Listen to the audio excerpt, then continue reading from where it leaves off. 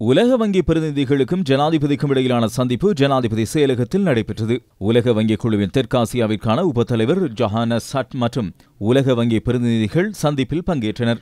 இலங்கையின் எதிர்கால அபிவிருத்தி இலக்குகளை அடைவதற்கு உலக வங்கியின் ஒத்துழைப்பை எவ்வாறு பெற்றுக்கொள்வது என்பது குறித்து விரிவாக கலந்துரையாடப்பட்டுள்ளது. இலங்கையில் தற்போது நிலவும் ஊழலற்ற நிலை குறித்து சர்வதேசத்திற்கு விழிப்புணர்வை ஏற்படுத்துவதன் மூலம் இலங்கைக்கு புதிய முதலீடுகளை ஈர்க்க முடியும் என ஜனாதிபதி அனுரகுமார திசாநாயக்க சுட்டிக்காட்டியுள்ளார். பொருளாதார மேம்பாடு மற்றும் தொழில் வாய்ப்புகளை உருவாக்குதல் குறித்து கூடுதல் அவதானம் செலுத்துவது முக்கியமானது என உலக வங்கி பிரதிநிதிகள் இதன்போது சுட்டிக்காட்டியுள்ளனர். டிஜிட்டல் மயப்படுத்துதல், சுற்றுலா, தொழில்துறை, விவசாயம் மற்றும் அடிப்படை வசதிகள் உள்ளிட்ட குறுகிய கால நலன்களை பெற்றுக்கொள்ள நடவடிக்கை எடுப்பது மற்றும் வடக்கு கிழக்கு அபிவிருத்தி குறித்தும் அவதானம் செலுத்தப்பட்டுள்ளது. புதிய முதலீடுகளை ஈர்ப்பதற்கு தேவையான சட்ட வரையறைகளை தயாரிப்பதற்கு அரசாங்கம் முன்னெடுத்துள்ள நடவடிக்கைகள் மற்றும் அவற்றின் கொள்கை ரீதியிலான வேலை திட்டங்கள் குறித்தும் இதன்போது கலந்துரையாடப்பட்டது. பொருளாதார ஸ்திரத்தன்மையை பேணி பொருளாதார வளர்ச்சியை ஏற்படுத்துவதற்கு அரசாங்கம் நடவடிக்கை எடுத்துள்ளதாக ஜனாதிபதி இதன்போது குறிப்பிட்டார். ஊழல் மிகுந்த நாடாக சர்வதேசத்தில் வலியுறுத்தப்பட்ட இலங்கை தற்போதைய அரசாங்கத்தின் வெளிப்படைத்தன்மையுள்ள வேலை திட்டங்களினால் பொருளாதார, அரசியல் மற்றும் சமூக ரீதியாக ஸ்திரப்பட்டுள்ளதாக ஜனாதிபதி குறிப்பிட்டார். அமைச்சர் அனில் ஜாயந்த பெர்னாண்டோ, ஜனாதிபதியின் சிரேஷ்ட மேலதிக செயலாளர் ரசல் அப்போன்சு உள்ளிட்டோரும் பேச்சுவார்த்தையில் பங்கேற்றார்கள்.